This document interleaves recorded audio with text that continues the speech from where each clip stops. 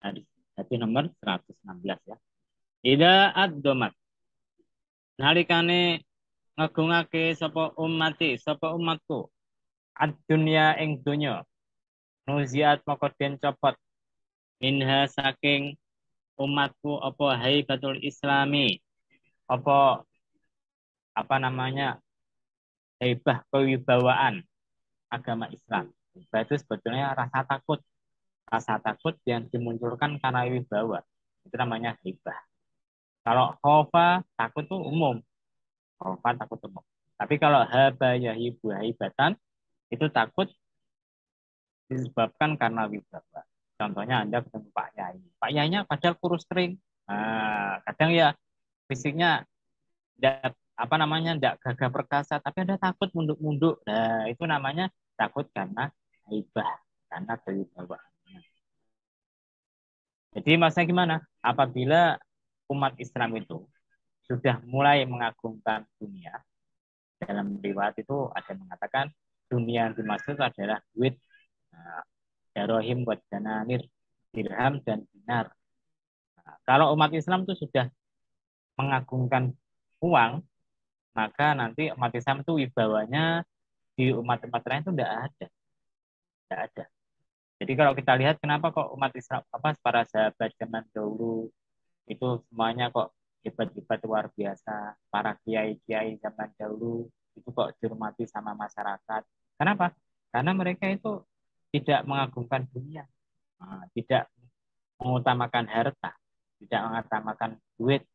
Mereka berjuang lillahi ta'ala semata-mata ikhlas karena Allah Subhanahu wa taala. Sehingga secara nggak langsung Allah itu akan memberikan kewibawaan kepada umat Islam terdahulu, kepada kiai-kiai ulama zaman dahulu, sehingga ucapannya terdengar masuk dalam hati mereka.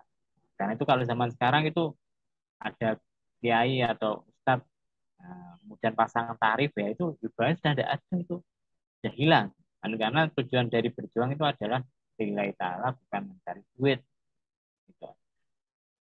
Kenapa? Karena memang apa namanya kalau kita belajar agama Islam secara serius, kita akan menemukan bahwasanya agama Islam itu mengajarkan kita itu tidak cinta dunia. Kenapa? Karena hubud dunia rosukul atin. Bahasa cinta dari dunia itu bisa menyebabkan merupakan pangkal dari segala kesalahan. Karena itu kita tidak boleh mengagungkan dunia. Bukan berarti kemudian tidak boleh cari dunia. Oh beda loh ya. Kita diwajibkan mencari dunia. Kali dunia kak, kamu beramal untuk dunia kamu. Nah, tapi juga beramal untuk akhirat kamu. Jangan kemudian kita akhirat kok akhirnya di masjid, di musola, puasa, akhirnya tidak kerja. Terus anak istri makan apa? Nah, gitu kan? Karena apa? Karena Rasulullah mengatakan innatis ata syari arzaki ummati fit tijarati. Sesungguhnya 9 dari per 10 rezeki dari umat Islam itu asalnya dari berdagang. Karena dengan berdagang bisa mencari harta yang halal, jelas bisa barokah. Bukan berarti profesi yang lain tuh tidak barokah. Ya ada barokahnya, tapi tidak seluas, tidak sehebat jual beli perdagangan tadi. Jadi menunjukkan bahwasanya kita juga harus mencari dunia. Nah, dunia untuk digunakan keperluan kita sehari-hari. Karena itu kan dulu sudah tak terangkan. Imam Ghazali menerangkan apa sih dunia itu? Dunia itu adalah sesuatu yang di luar kebutuhan kita. Itu namanya dunia. Contohnya Mas Ruslan, dia punya rumah satu, istri satu, sepeda motor satu. Itu memang dia butuh. Rumah butuh, istri butuh. Sepeda motor satu itu butuh untuk kerja. Itu namanya bukan dunia. Nah, itu memang Anda butuh. Nah, tapi kalau misalkan sudah punya rumah satu, pengen cari rumah lagi, ya itu rumah kedua itu namanya dunia. Sudah motor lagi, cari lagi, itu namanya juga dunia. Istri lagi, wah, itu dunia. Gitu loh ya. Karena itu, kenapa kok saya katakan dunia? Karena apa namanya, meskipun agama Islam itu memperbolehkan poligami, tapi kan menganjurkan monogami. Apa namanya, diterangkan bahwasanya Fangkihuma atau balagu minan nisa'i masna wa thulatha wa ruba'. Kamu boleh nikah 2, 3, 4 perempuan. Nah, apa namanya? Tapi syaratnya harus adil. Kalau kamu takut, fa'in hiftum alla ta'dilu fawahidatan. Ini ayat di belakang semacam itu. Kalau kamu takut tidak bisa adil, cukup satu. Nah, agama Islam itu menganjurkan kita itu satu. Cuma kadang-kadang yang suka nikah itu dipotong ayatnya, yang di belakang tidak diteruskan. Fa'in hiftum alla ta'dilu fawahidah. Kalau kamu takut tidak bisa adil, cukup satu saja. Bahkan di ayat lain diterangkan walan tastati'u an ta'dilu walau harastum. Kamu itu tidak akan bisa bersikap adil meskipun kamu pingin. Kamu punya istri 4, dikasih rumah semua, mobil semua, toko semua. Tapi cintanya tidak akan bisa adil. Pasti beda-beda. Karena apa? Karena manusia itu tidak akan bisa bersikap adil. Karena itu meskipun agama Islam memperbolehkan poligami, tapi sebetulnya itu mengajarkan monogami. Nah, kenapa? Karena kita tidak akan bisa bersikap adil. Tapi kalau kita melarang poligami nanti kasihan. Zaman akhir itu lebih banyak wanitanya jadi laki-lakinya, nanti yang lain kan nganggur. Akhirnya diperbolehkanlah poligami.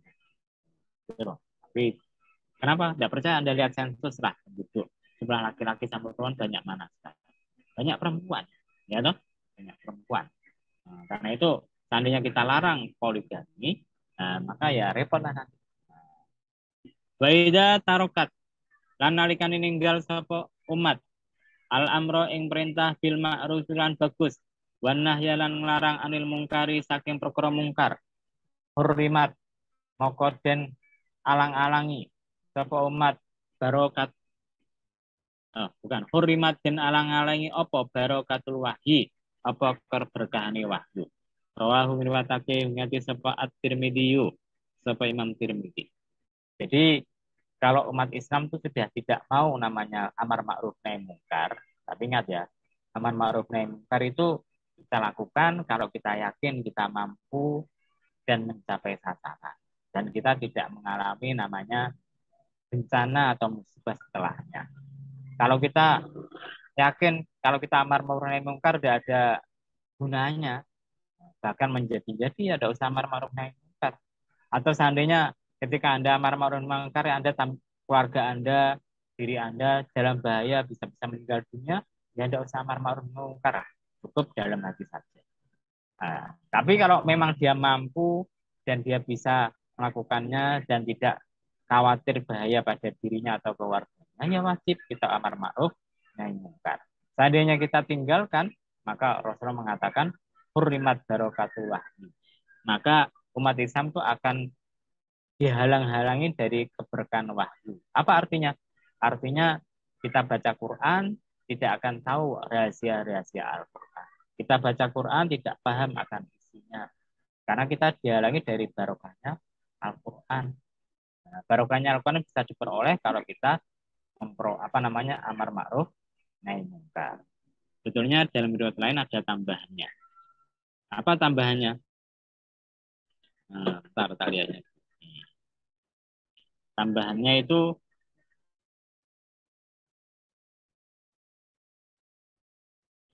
waida tasabat ummati sakotot min ainillahi.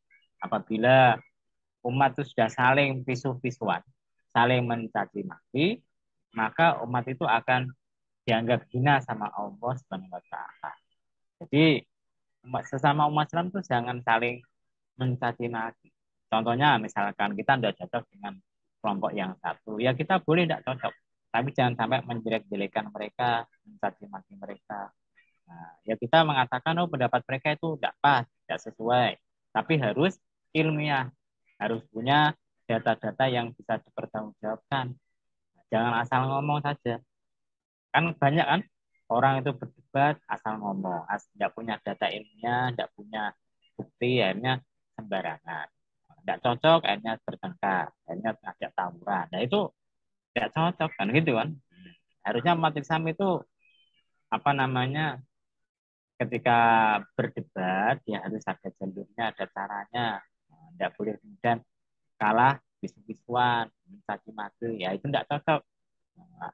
Kan kita dianjurkan untuk ud'u ila sabili rabbika bil hikmati wal mau'izatil hasanati wajadilhum billati ya ahsan. Kita disuruh untuk ngajak kepada jalannya Allah, tapi dengan cara hikmah. Hikmah itu menunjukkan kebaikan, menunjukkan rahasia-rahasia di balik perintah atau larangan Allah Subhanahu wa taala. Kemudian wal mau'izatil hasanati, ketika nasihati pun dengan cara yang baik, bukan misui, bukan mengkafir-kafirkan, bukan menyesat-nyesatkan, ya tidak semacam wajadilhum billati ya ahsan. Ketika kita berdebat, debatlah dengan cara yang baik, debat dengan cara yang ada tata keramanya, ada data-datanya yang pas, data yang nyata, punya apa bukti-bukti. Nah, maka misal bisa. Dulu ketika kita ngaji apa namanya Khulasatul Tasawuf, diterangkan kan orang berdebat itu kalau memang tujuannya mencari kebenaran, itu tidak peduli kebenaran itu muncul dari diri kita atau dari lawan kita. Bahkan kita lebih senang kalau kebenaran itu muncul dari lawan kita. Yang kedua, ketika berdebat ya cuma berduaan saja. Pada orang-orang yang bersangkutan, tidak kemudian mengadakan acara di televisi, acara di pengajian, debat. Nah, itu berarti tidak mencari kebenaran, tapi mencari ketenaran. Mencari ketenaran, bukan kebenaran. Nah, itu kalau apa namanya, yang namanya nasihat itu kalau kita ngomong empat mata dengan orang yang kita nasihati. Mas Ruslan punya cacat, punya aib, nah, Mas Hulu kemudian video call sendiri dinasihati. Nah, itu namanya apa namanya nasihati. Nah, tapi kalau misalkan ketika sedang ngaji online semacam ini kemudian Anda nasihati Mas Ruslan, itu namanya bukan ngomong Mas Ruslan, itu bukan nasihati, itu membuka aib cacat. Orang itu harus hati-hati loh. Ketika kita mau nasihati empat mata saja. Kalau Anda bicara di banyak orang, Anda tidak nasihati. Anda itu berarti membuka aib, menjelek-jelekan orang itu tadi.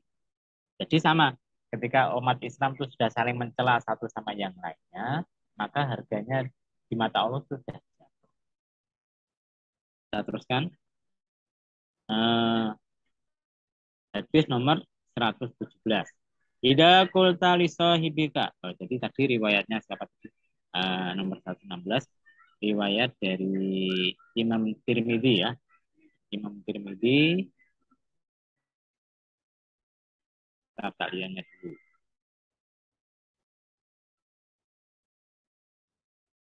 Oh, sayang hatinya ini kelihatannya kurang kuat ini. Hatinya kurang kuat. Tapi nanti diteliti lagi ya. Nomor